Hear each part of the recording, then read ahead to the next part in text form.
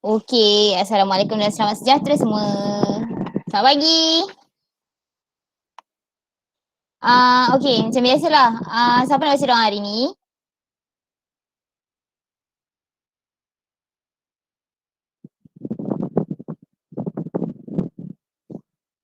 Siapa nak wakilkan diri baca doa?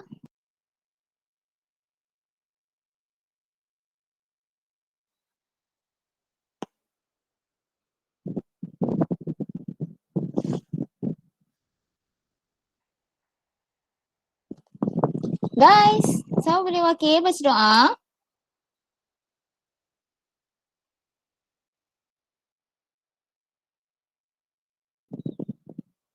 Siapa boleh wakil baca doa?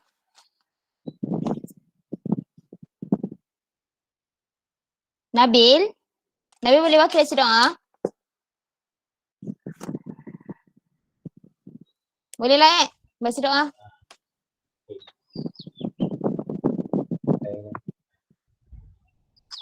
Okey. Bismillahirrahmanirrahim. Allahumma ftah alaina hikmatak wanshur alaina min hazaini rahmatik ya arhamar rahimin. Rabbi shrah lana sadrana wa yassir lana umurana wahlul 'uqdatam min lisanina yafqahu qawlana. Rabbana zidna ilman warzuqna fahman. Rabbana atina fid dunya hasanah wa fil akhirati hasanah wa qina adzabannar. Sallallahu ala sayyidina Muhammad wa ala alihi wa sahbihi wa sallam. Alhamdulillahi rabbil alamin. Amin ya rabbal alamin. Okey. Semua sihat hari ni? Ya, Ada yang tak sihat ke? Okay, now untuk kita imbas balik macam biasalah, saya suka imbas balik apa yang awak dah belajar. Okay, Alhamdulillah sihat saya suka imbas balik apa yang awak belajar sebelum ni. So, untuk hari ni saya nak awak buka awak type dekat Google Mentimeter.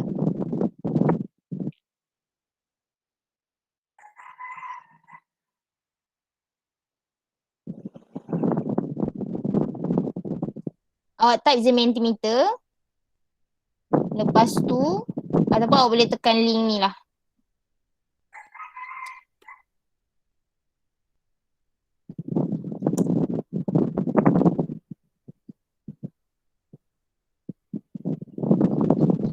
Awak boleh sama ada awak pergi menti.com dan guna kod ni, ataupun awak boleh masuk je guna link yang saya dah bagi tu dekat chat box. So dekat situ dia akan suruh awak boleh bagi paling maksimum 3 patah perkataan yang berkaitan dengan soalan yang saya bagi, iaitu asimilasi. Asimilasi tu apa? Apa je yang berkaitan dengan asimilasi awak boleh tulis. Okay, so maksimum 3 patah perkataan. So boleh mula .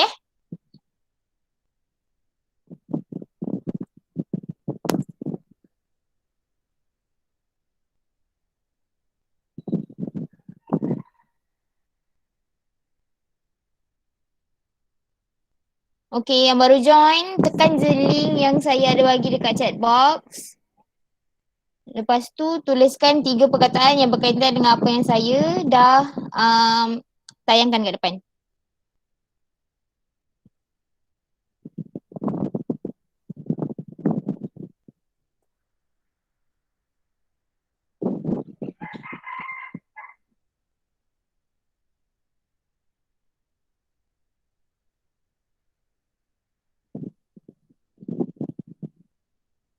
Boleh tak? Boleh hantar balik tak link tu cikgu? Chat, Sekejap chat kosong. Okay, sekejap.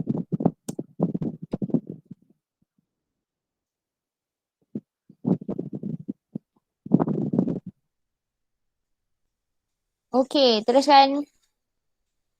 Serap nutrien bila berlaku di ileum. Lagi-lagi.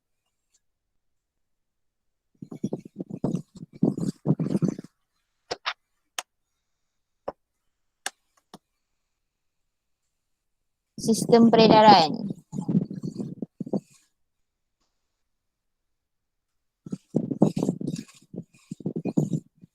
penyimpanan nutrien, penyah toksinat.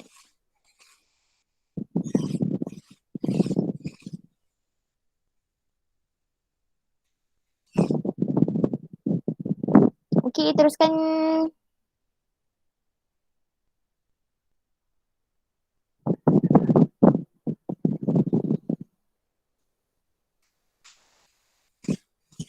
Saya bagi masa lagi seminit untuk tulis.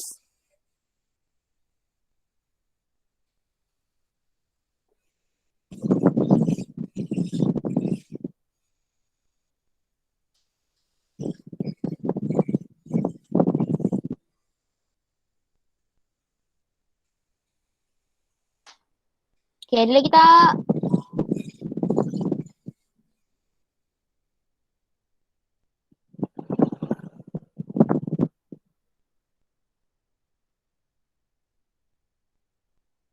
Paling besar penyimpanan nutrien. Paling ramai cakap penyah toksinat. Lagi? Okey, ada 16 saat lagi. Ada lagi tak?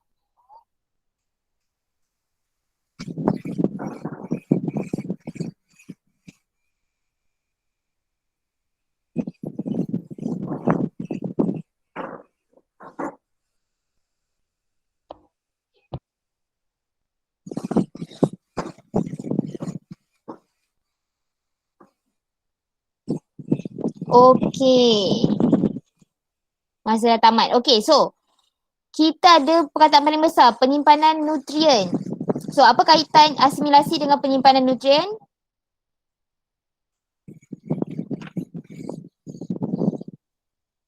Afwan. Apa kaitan penyimpanan nutrien dengan asimilasi?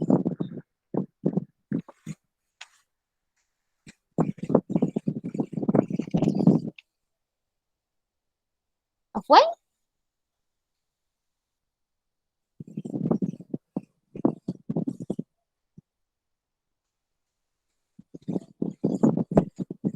Nabil? Apa cikgu? Okey, apa kaitan penyimpanan nutrien dengan asimilasi?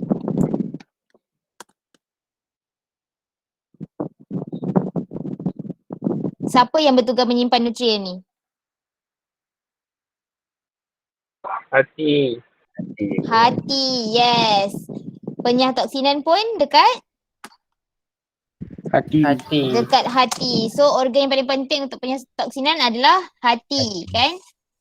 So ada juga yang kata dalam hati dan sel. So asimilasi ni berlaku dalam dua tempat, iaitu hati dan sel.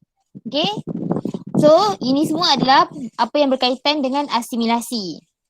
Okay, now untuk minggu ni, untuk hari ni, kita dah belajar pasal kalau pencernaan ni adalah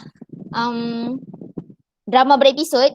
So kita dah berada di episod yang terakhir lah. Kita dah kenal sistem, kita dah tahu macam mana makanan tu kita dah telan, dah kunyah, dah cernakan. Lepas tu kita dah tahu penyerapan dan kita tahu bila makanan tu serap, apa yang akan berlaku pada nutrien-nutrien yang badan kita dah serap. So sekarang ni kita akan berada pada fasa terakhir, iaitu penyah tinjaan. So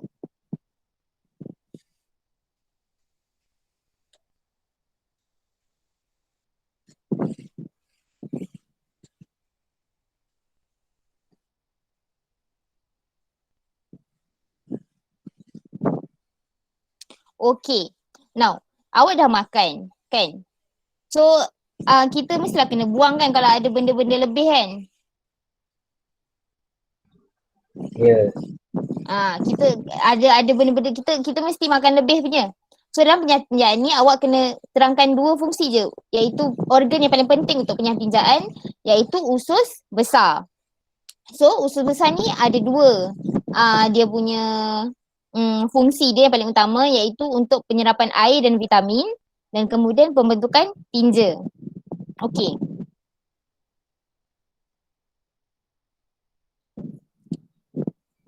So dua ni je, iaitu penyerapan air dan pembentukan tinja.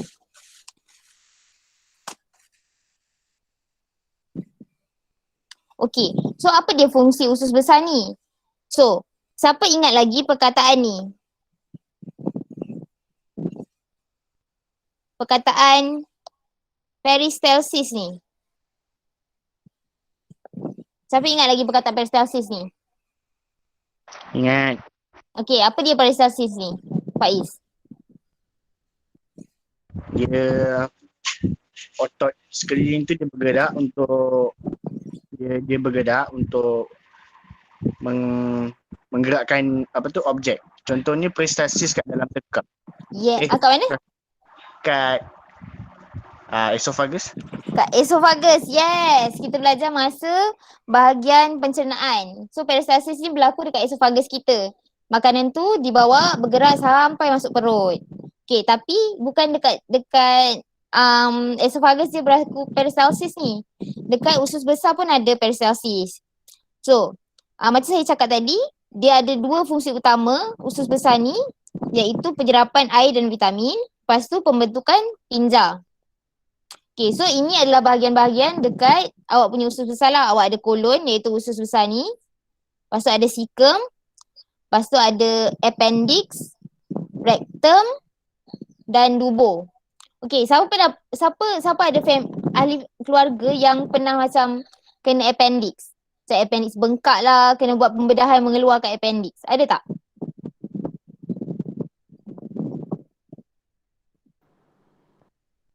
Tak ada, tak pernah ada dengar orang kena bedah appendix. Okay, so appendix ni kita sampai sekarang saintis tak boleh kaji lagi tau apa sebenarnya fungsi dia. Ada yang kata macam dia satu organ yang sampai sekarang kita mungkin digunakan oleh nenek moyang kita, tapi sampai sekarang untuk kita manusia moden sekarang dah tak ada fungsinya. Ada juga yang kata macam tu.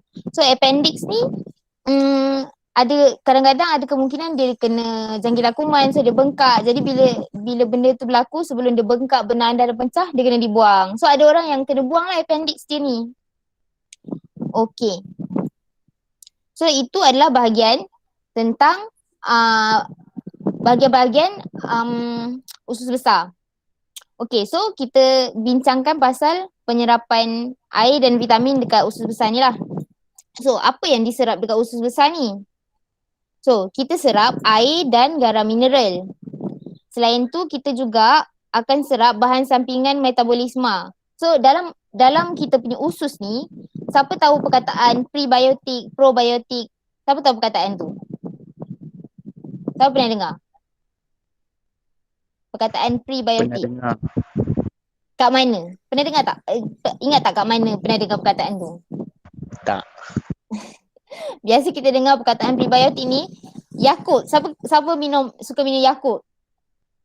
Saya. Yes. Yakult. Lepas tu Vitagen. Tu biasanya dia akan cakap dalam tu ada pre atau probiotik. So itu adalah sama ada dia bahan yang baik untuk kuman-kuman baik dalam kita punya usus, ataupun dia dalam tu sendiri ada bakteria baik. So kalau Yakult tu kan bakteria baik, ada 10,000 strain Shirota kan.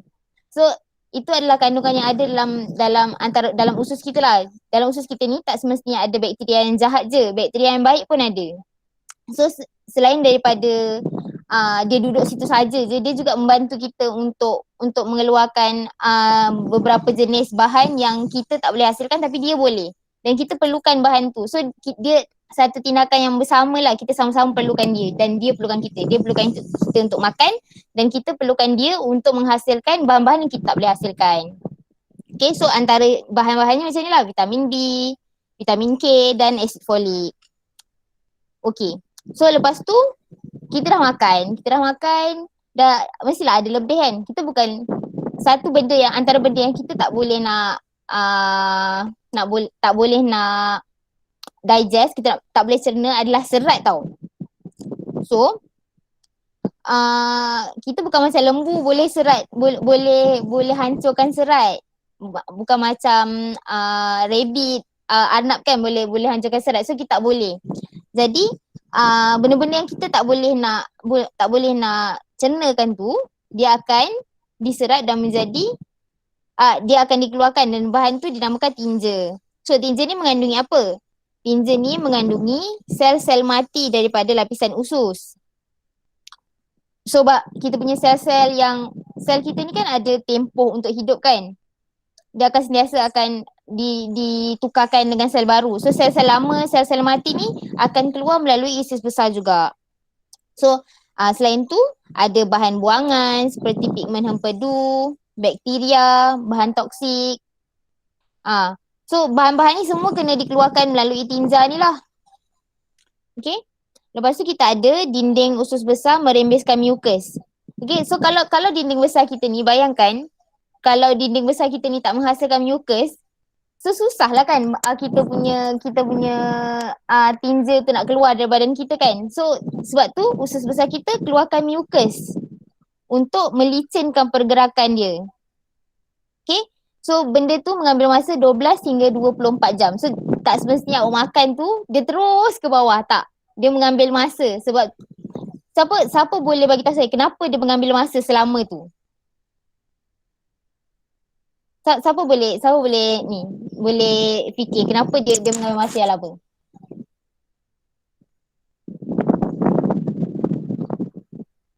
Sebab dia nak melalui proses penyerapan dulu.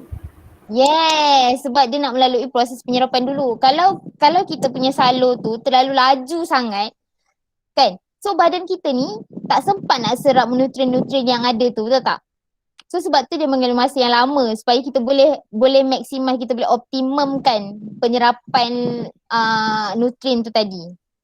So dia akan bergerak sampai dia masuk ke rektum. Sambil dia bergerak tu dia akan diserap lah air, vitamin-vitamin yang tak diserap dekat usus kecil tu. So sementara tu benda tu akan diserap. Okay, lepas tu dia akan memasuki rektum.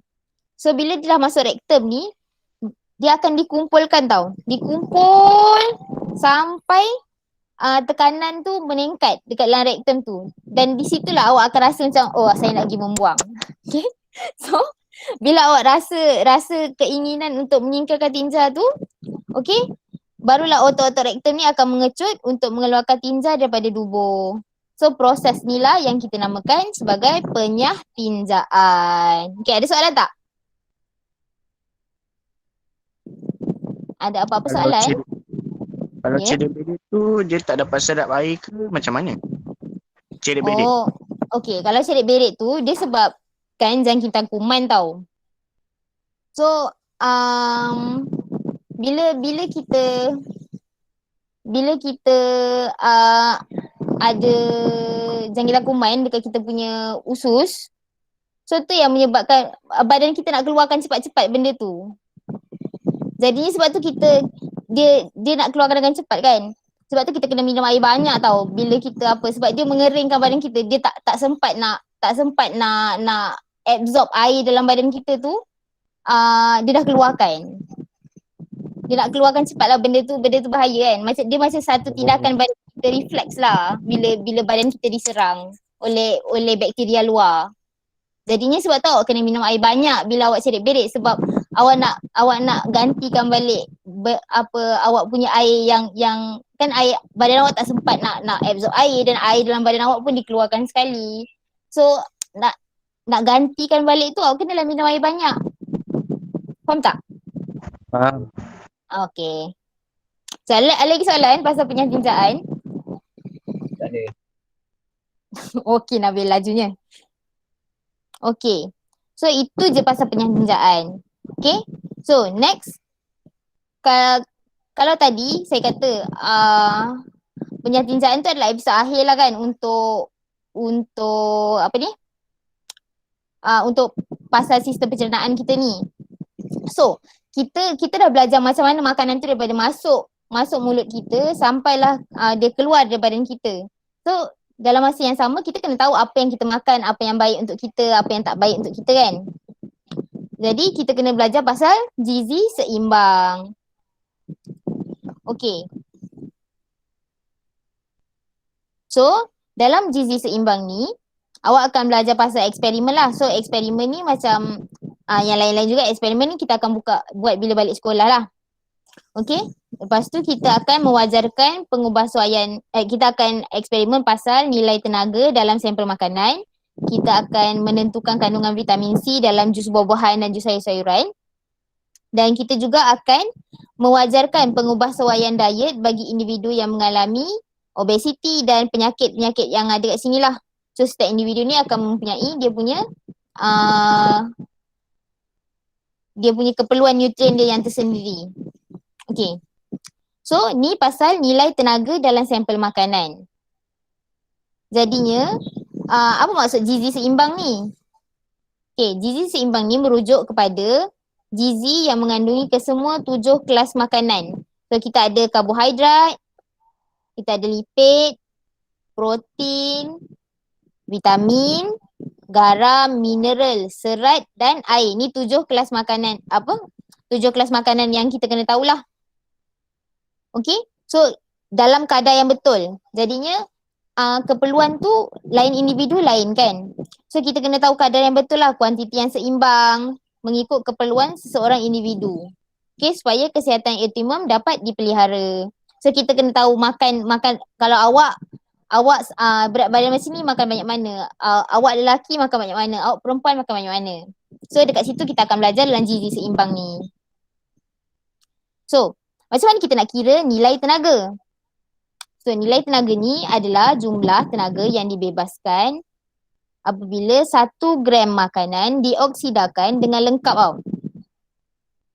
So kita kena tahu jumlah tenaga dia lah. So jumlah nilai tenaga ni boleh diukur dalam bentuk tenaga haba dalam unit kilojoule. So kalau awak tengok dalam buku teks tu, dia ada tunjuk lah macam mana eksperimen untuk kira kalori kilojoule ni berlaku. Nak kira nilai tenaga ni. Selain tu, selain daripada kita pakai kilojoule per gram, kita pakai juga kalori. So siapa biasa dengar? Siapa yang diet ke biasalah dengar macam pengambilan kalori. Siapa tahu lelaki dengan perempuan berapa banyak kalori yang dia orang boleh ambil? Ada tak siapa tahu? Ada tak? Tak tahu? Okay, so nanti awak boleh cari berapa nilai kalori yang diperlukan oleh lelaki, berapa nilai kalori yang diperlukan oleh perempuan. Setiap tahap umur tu ada dia punya keperluan kalori dia sendiri. So kalau kamu nak diet ke, kamu nak nak jaga pemakanan ke, so awak kena tahu berapa sebenarnya nilai kalori yang diperlukan oleh seseorang individu tu. Bergantung pada umur, pada jantina, pada keadaan kesihatan dia. Okay? So unit lain dia, tenaga ni adalah kalori. So 1 kalori atau 4.2 joule ditakdirkan sebagai kuantiti tenaga yang diperlukan untuk menaikkan suhu 1 gram air sebanyak 1 darjah Celsius. So maknanya kita pakai berapa banyak makanan tu bila kita bakar, berapa banyak tenaga haba yang diperlukan oleh makanan tu bila dia terbakar tu untuk naikkan 1 darjah Celsius. Okay? So di situ kita kata kilojoule per gram. Okay, so ini dia punya formula lah macam mana awak nak kira. So jisim air kali 4.2 kilojoule Celsius kali peningkatan suhu air dan kali jisim sampel makanan. So ini nanti kita akan belajar dekat eksperimen tu lah. Okay. Ada soalan? Kelaju sangat.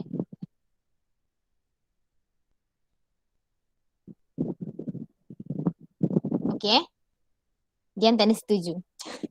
Okay, next. Kita ada kandungan vitamin C. So siapa kat sini kan dalam era-era COVID ni mesti ramai yang makan vitamin C kan? Betul tak?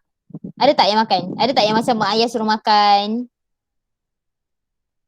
Ada. Ada kan? Okay, berapa gram awak makan? Puan. Tahu tak berapa gram yang awak makan vitamin C tu?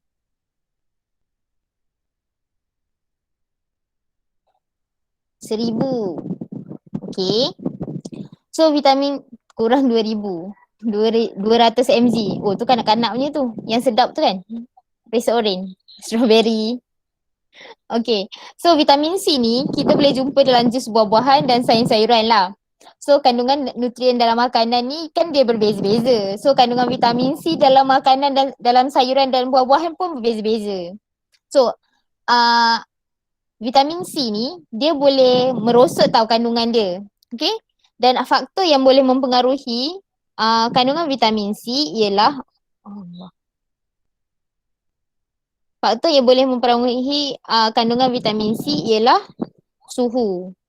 So, kalau awak perasan buah-buahan awak tu, perasan tak kalau awak biarkan certain buah macam apple, kalau biar lama sangat dekat luar, dia jadi lebam. Perasan tak? Kan? Dia jadi lebam kan, dia jadi hitam-hitam macam tu kan. So, itu adalah nama dia teroksida lah.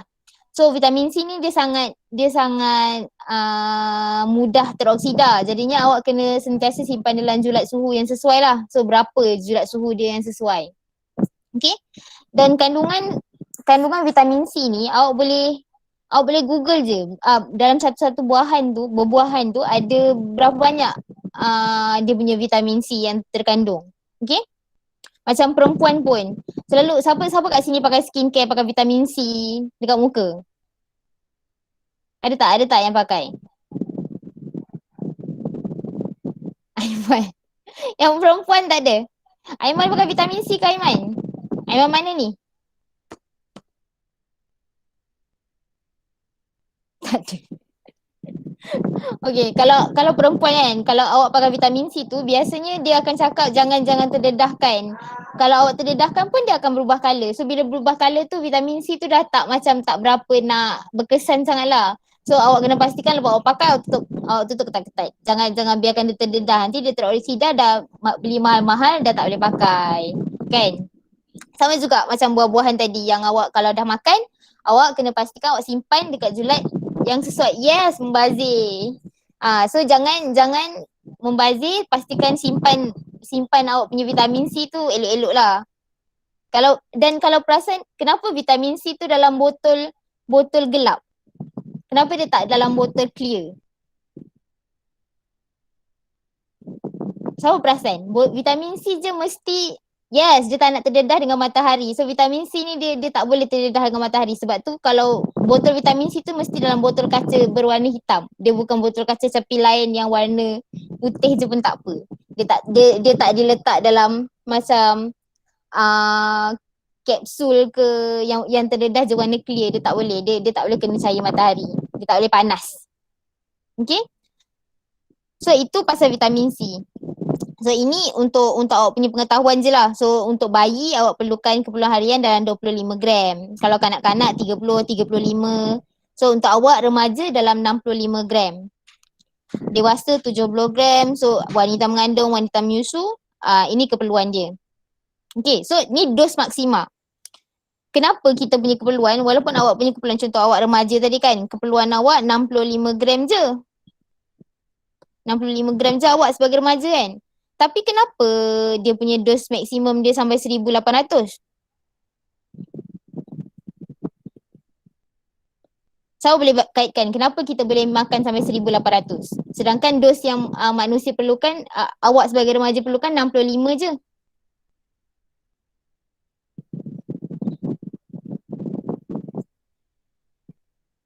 Saya boleh kaitkan.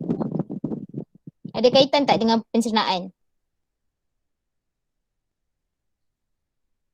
Okey, dia berkaitan dengan penyerapan, betul.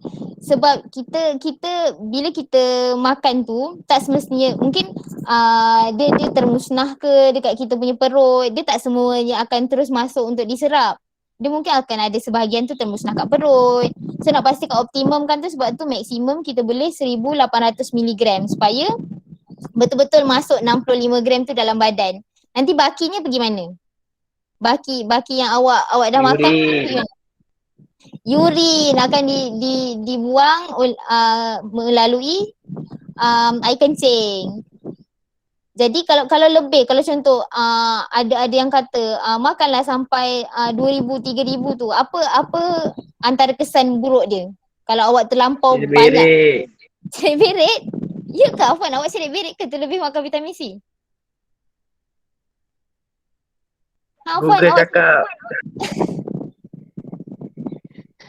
dia antara kesan dia bila awak terlalu banyak makan apa-apa ubat pun lah. Bazir. Yes, satu membazir lah. Dan satu lagi sebab awak membebankan sistem air kencing awak tu, sistem urinary awak tu kan. So dia membebankan awak punya buah pinggang, nak tapiskan air berdalah tu. Jadinya membazir lah sebab awak pakai pun macam mana pun dia tetap akan serap 65 je awak perlukan. Dan yang lainnya akan dibuang melalui buah pinggang. Jadi membazir lah. Tak ada, awak takkan terlebih aktif. dia cuma akan dibuang. Awak dah serap cukup 65 dan yang lain akan dibuang melalui air kencing. Dah tak ada apa yang akan disimpan. Okey, faham? Faham. Okey. Now, kita ada pengubahsuaian diet bagi individu tertentu. So, setiap individu ni macam saya kata tadi, sebab sedap tu terlebih. Awak makan banyak lah ni sebab rasa oren kan. Okey. Sebab bila setiap individu tu ada keperluan gizi dia sendiri. So ada, katakan macam saya kata kat sini, gaya hidup versus pekerja pejabat. So siapa yang lagi perlukan nutrien yang lebih banyak, makanan yang lebih berat? Atlet kan. So atlet akan perlukan makanan yang lebih tinggi, mungkin lebih tinggi dia punya kandungan karbohidrat sebab dia nak perlukan tenaga. Macam pekerja pejabat pula dia duduk je, jadinya dia tak perlukan benda-benda karbohidrat terlalu tinggi kan sebab dia duduk je, dia tak bergerak, jadi nanti tenaga tu akan berkumpul jadi lemak je. Okay, so macam keadaan kesihatan individu sihat versus pesakit diabetes. So kalau pesakit diabetes, apa yang kelainan dekat dia punya pengambilan makanan? Apa yang dia kena ubah? Jangan ambil glukosa, karbohidrat. Yes, jangan ambil glukosa, karbohidrat. Jangan ambil gula lah sebab dia tak mampu. Yes, dia kena cut gula kan. Sebab dia tak boleh bukan mencernakan, dia tak boleh menyerap gula tu. Siapa tahu diabetes tu sebenarnya apa? Apa masalah yang berlaku pada pesakit diabetes ni?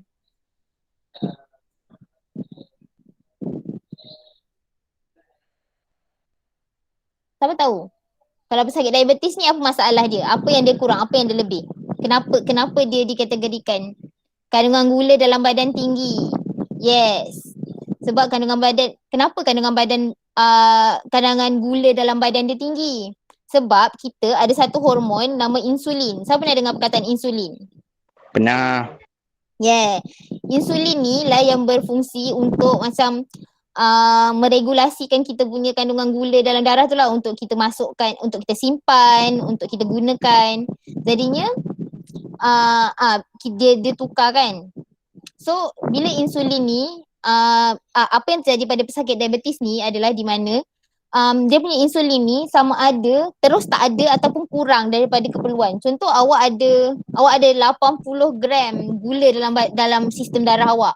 Tapi insulin awak mungkin cukup untuk 40 gram je. So 40 lagi terampai-ampai lah dekat darah awak macam tu. Dia tak mampu nak disimpan ke nak diguna ke. Dia terampai-ampai je dekat situ. So itu yang terjadi pada pesakit diabetes.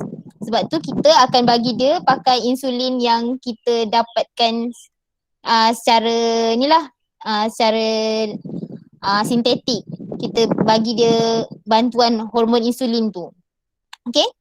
So macam tu juga dengan keperluan nutrien. Lelaki dengan perempuan, mana lagi perlukan jumlah nutrien lagi banyak? Lelaki. Yes, lelaki dia punya metabolisme lagi tinggi, apa lagi inilah. Okay. Dan kalau antara bayi dengan orang dewasa, mana lagi ni? Dewasa. Okay. Okay, kalau kanak-kanak dengan orang dewasa?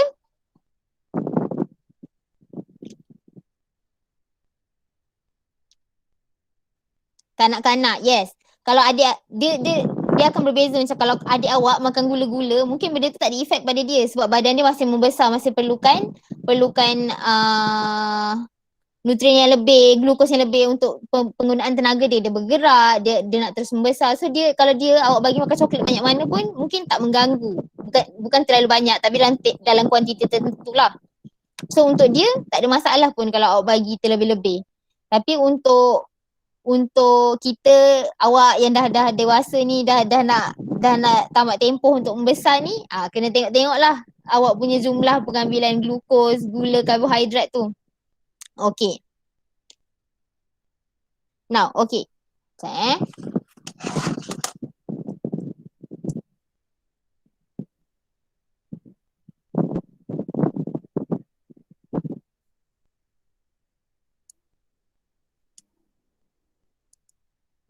Okay, now.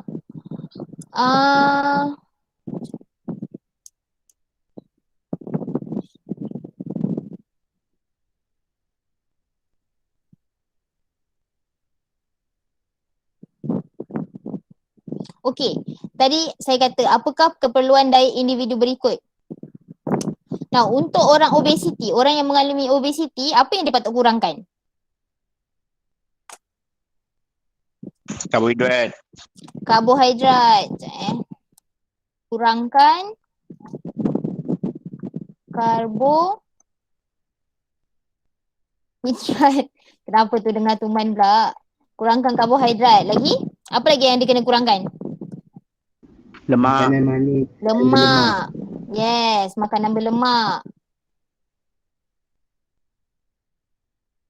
Okay, dia kena kurangkan makanan berlemak. Lagi? Ada lagi tak benda yang dia kena kurangkan? Protein. Protein. Mungkin tak semualah perlukan protein. Protein ni lebih kepada orang yang macam ada sakit buah pinggang. Makanan segera, yes, makanan segera. Garam. Yelah macam garam tu penting lah, proses kan, ada banyak-banyak kimia. So benda-benda tu tak sihat lah. Jadi untuk orang-orang yang mengalami obesiti ni kena kurangkan lah makanan proses. Pengambilan garam. Okay. Lepas tu apa yang dia kena tingkatkan pengambilan untuk orang obesiti ni? Sayur. Sayur, yes. Tingkatkan pengambilan sayur. Lagi? Apa lagi yang dia kena tingkatkan? Serat. Serat, yes. Serat tu kita dapat dari mana? Buah-buahan. Yes, kita boleh dapat serat tu daripada buah-buahan, daripada sayur-sayuran.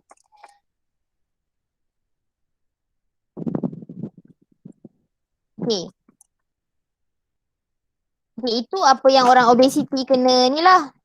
Kalau tak kawal semua ni, apa akan jadi dekat dia?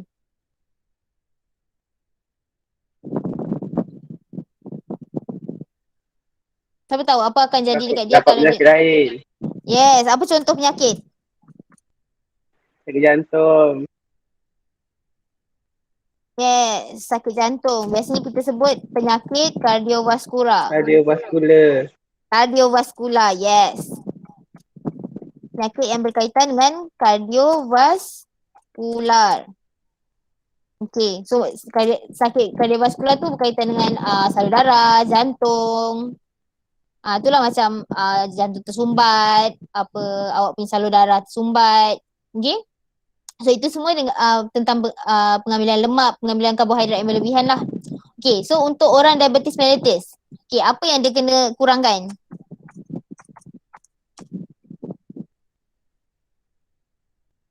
Gula. Gula, yes, paling penting gula. Gula ni berasal dari mana? Gula ni Karbohidrat. kita senang cakap gula. Karbohidrat. Yes, gula ni boleh datang daripada karbohidrat juga. Sebab karbohidrat bila diringkaskan akan jadi gula, kanji. Okay. So, lepas tu dia kena tingkatkan pengambilan apa?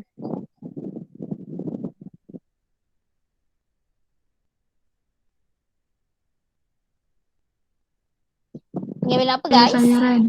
Sayur-sayuran, yes, sama juga macam sakit. Kalau dia obes tadi kan, dia kena tingkatkan pengambilan sayuran. Buah-buahan. Tapi buah-buahan pun kena tengok. Buah-buahan yang terlalu tinggi gula macam durian tak boleh. Sebab kita makan durian tu sebiji pun dah macam kita makan sepinggan nasi. So kandungan gula dia sangat bahaya untuk orang-orang yang ada diabetes mellitus ni lah. Yes, Yan kan? Tak boleh makan durian kan? So dari sekarang jaga. Jaga pemakanan. Bukan sebiji, seulas. Seulas durian tu. Seulas durian tu ibarat kita makan sepinggan nasi. Dia punya tingginya kandungan gula dia. Jadi selalunya untuk orang-orang yang ada diabetes mellitus ni dia takkan boleh, bukan dia takkan boleh lah, tapi tak digalakkan sangat-sangat lah untuk makan durian ni. Sebab durian ni sangat bahaya untuk diorang. Okay, so tadi pesakit kardiovaskular pula, apa keperluan dia? Sebiji is nothing. Awak lah tu makan sebiji macam nothing tu. Ini seulas je, seulas pun dah macam sepinggan nasi. So kalau awak jogging macam mana pun, banyak pusingan jogging yang diperlukan untuk cover balik sebiji durian tu. Okay. Next, untuk pesakit kardiovaskular, apa yang awak kena tingkatkan? Kurangkan makanan berlemak. Okay. Kurangkan Makan makanan. sayur. Tingkatkan makanan sayur. Tingkatkan sayur, buah-buahan. Okay, lepas tadi rendah, kurangkan. Kurangkan apa tadi? Siapa tadi jawab? Mazlin apa? Kurangkan makanan Mazlin. berlemak. Yes, kurangkan makanan berlemak.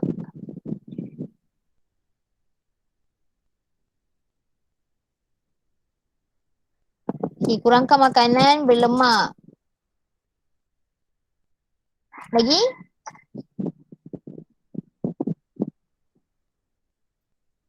Apa lagi? Apa lagi? Daging merah. Daging merah?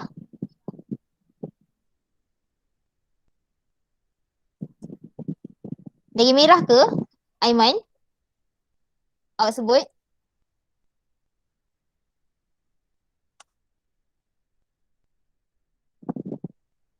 Yes. Daging merah tu kenapa kalau daging lembu awak tengok ada lemak kan? Betul tak? Lagi mahal daging tu, lagi banyak lemak dia. Betul. Yes. Siapa-siapa kalau tengok cerita Inggeris tu kan, nampak kan kalau lagi Lagi mahal. sedap. Yes, lagi banyak lemak lagi sedap. So sebab itulah dia kena kurangkan pengambilan daging merah tu. Sebab biasanya daging merah ni banyak lemak dia. Sebab tu kena kurangkan pengambilan daging merah tu. Lagi-lagi musim raya korban hari tu kan, banyak kan dalam peti ais. So kita kena kurangkan. Yang pentingnya adalah kurangkan apa je yang berlemak. Okay, tapi badan kita masih perlukan lemak. Tapi dalam kadar yang tertentu je. Jadi jangan terlalu banyak lah. Benda sedap je penyakit. Benda sedap sebenarnya bukan penyakit. Yang jadi penyakit sebab kita makan keterlaluan. Betul tak? Awak makan tak ingat dunia. Yes. Okay. So next. Orang berlebihan. Yang penting ialah makan secara moderate. Siapalah tu? Saya tak masuk campur lah. Okay. So yang penting makan secara moderate. Okay. Now, untuk orang yang ada penyakit kanser. Okay. Untuk orang penyakit kanser ni, dia special sikit tau. Sebab dia punya treatment. Dia satu, kanser tu adalah tentang apa? Kanser tu apa sebenarnya? Siapa tahu kanser tu apa? Ketumbuhan. Tumor. Yes. Kanser ni pun dia ada dua jenis. Ada satu yang boleh merebak dan satu yang tak boleh merebak kan. Tumor ni ada dua. Satu yang boleh merebak, satu yang tak boleh merebak.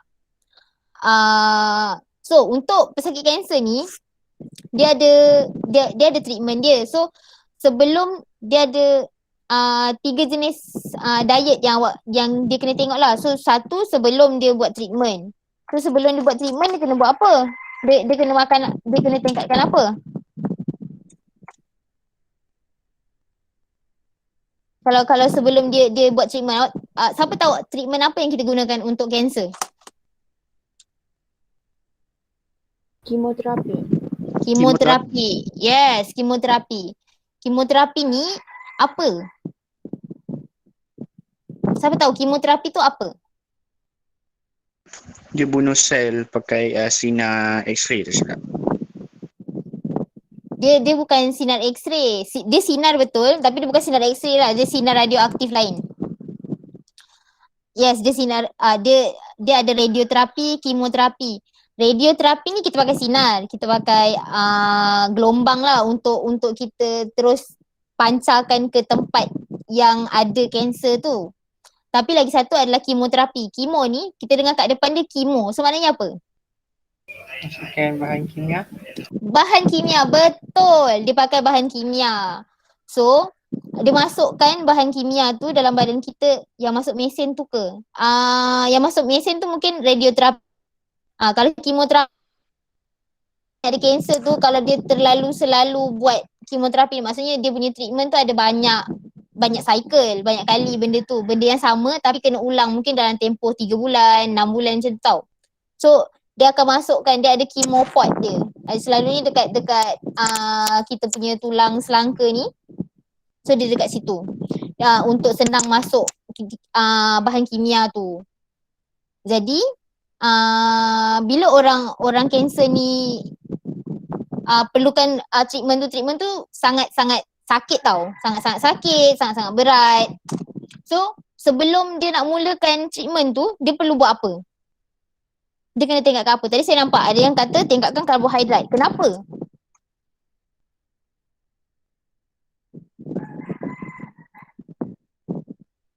Supaya ada tenaga. Yes. Lagi?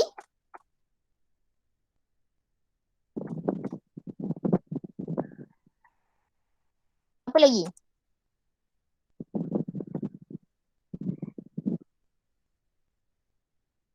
Bila, macam saya kata tadi, dia berkeyakinan nak hidup. Yes, ambil produk tenusuk kultur. Oh, no.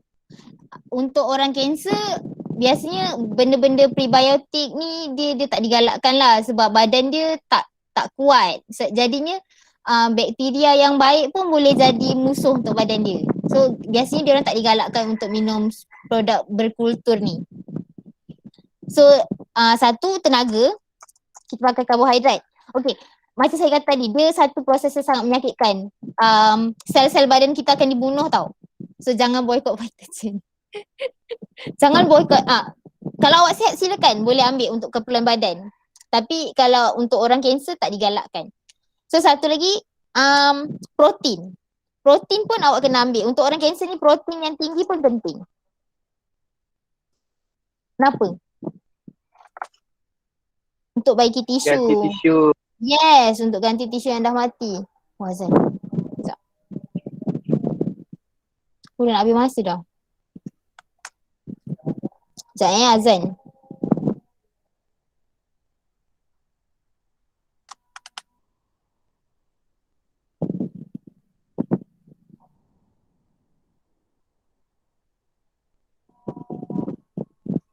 Tujuh minit lagi.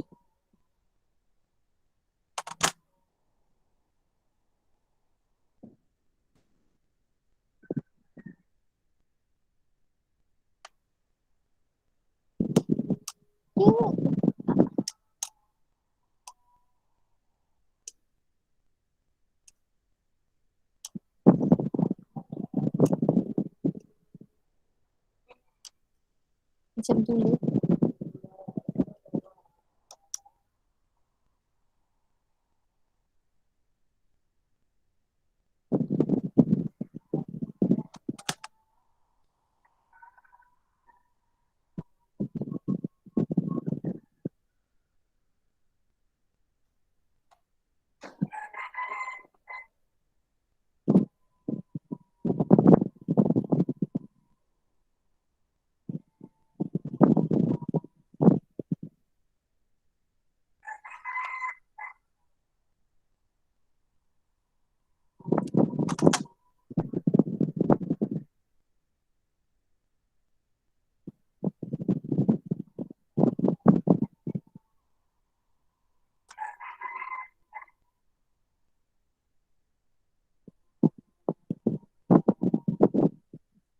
Oh, ada yang ni ke? Ada yang tak ada yang kena ni.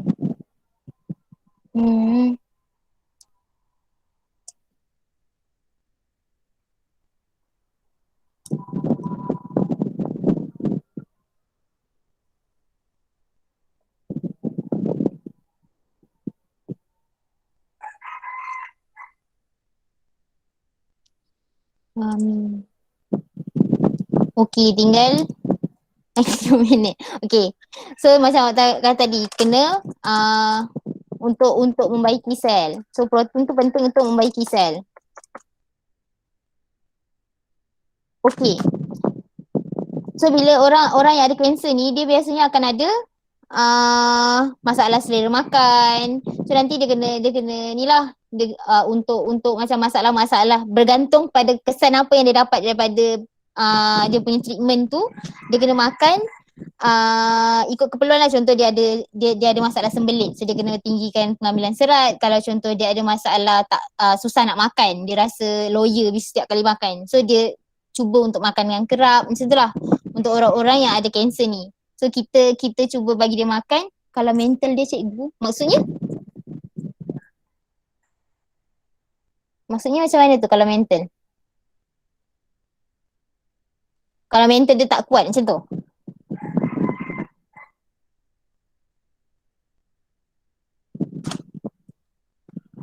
Kalau mental dia tak kuat, kita kena jumpa psikiatris lah. Stres ke? Oh. Kalau dia stres, kita biasanya doktor akan bawa lah dia jumpa psikiatris. Kalau perlu dia makan ubat lain. Kalau tak, kita cuba kawal dengan cara ni lah, as family kita tolonglah dia. Okay?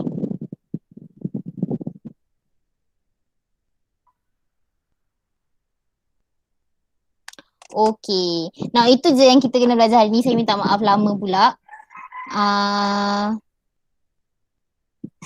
Tak elok, boleh merendahkan imun badan. Kalau stres pun boleh merendahkan imun badan. So boleh meningkatkan lagi inilah masalah-masalah kesihatan lain.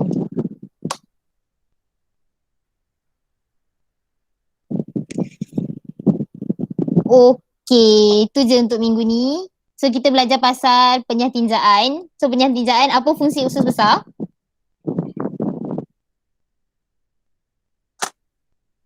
Menyerap air dan vitamin. Yes, menyerap air dan vitamin. Lepas tu lagi satu?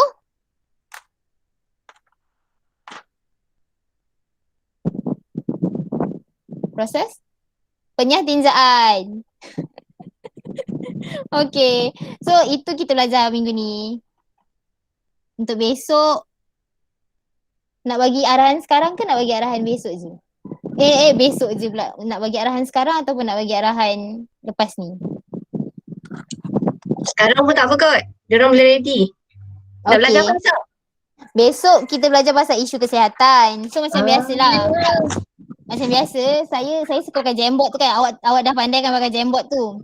So saya nak bagi kumpulan. Saya nak bagi kumpulan. Ada esok cuti? Cuti apa? Cuti semalam lah. Jangan buat hal. Jangan lain apa. Okay. So untuk esok, nanti saya bagi link Jamboard tu. Dekat Jamboard tu ada tajuknya. So untuk kumpulan, ni ada 27 tolak kita 3 orang, ada 24 orang kan. 24 orang, so satu grup ada bagi 8 berapa? 6. Ada 6 orang satu grup. Betul kan 6 ke? Betul tak saya punya maths ni? Berapa? Boleh Jeng? 24 bagi 8 berapa? 3 orang. Okay. Patutlah ambil bio. Okay. So, saya bagi ikut yang hari ni punya lah kan. Siapa yang ada hari ni.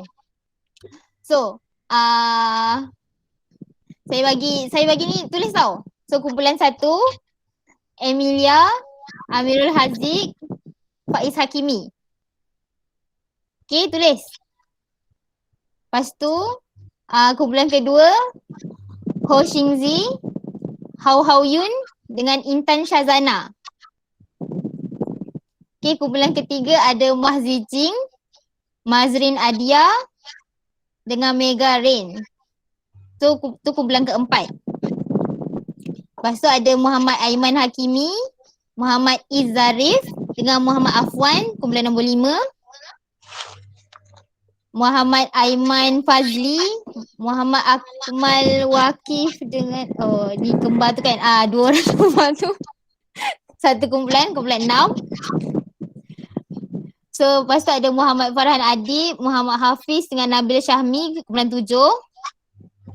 Nur Fazlina, Nur Hidayah, Nur Ain Syafiqah kumpulan ke berapa tu? Ke-7 ke-8. Ada 2 orang lebih. So 2 orang ni Nurul Alia ni akan masuk kumpulan ke-6 boleh? Masuk kumpulan ke-6. Lepas tu Tanji Amin masuk kumpulan nombor 1. Okey, boleh tak saya bagi macam tu? Ingat tak semua kumpulan ahli kumpulan masing-masing?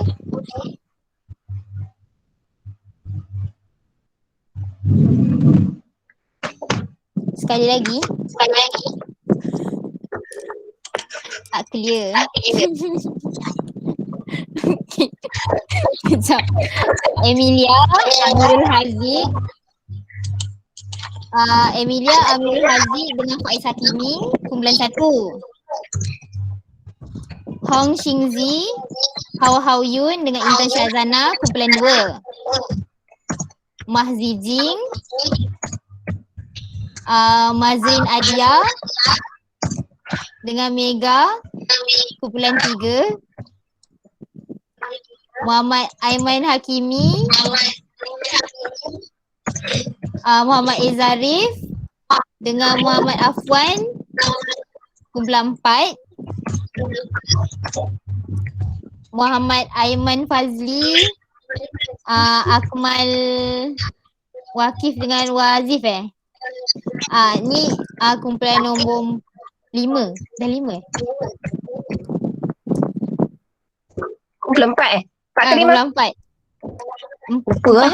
Lupa tak semua. 4 kumpulan 3, kumpulan 5 ni dah type dah. Jangan dah type dah. Kumpulan Okey, kumpulan 5. Kumpulan 5. Sorry. Yes, okey, sorry. Terima kasih. Okey, lepas tu Muhammad Akmal Muhammad Farhan, Muhammad Hafiz, Nabil Syahmi kumpulan 6. Nur Fazlina, Nur Hidayah, Nur Ain Syafiqah kumpulan 7. Nurul Alia, Tanji Amin, Nur Alia dengan Tanji Amin kumpulan 8.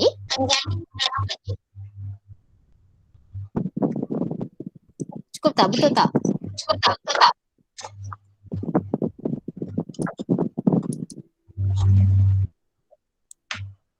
Satu, Ni dua, okey ni. 3, 4, 5, 6, 7. Lagi 2 orang, Nurul Alia dengan Tanji Amin mana? Itu kumpulan 8. Boleh 2 orang boleh?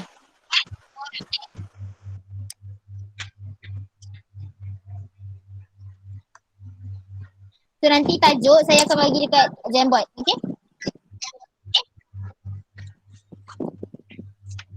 Okey. Okay, sorry ambil masa sikit. Terima kasih.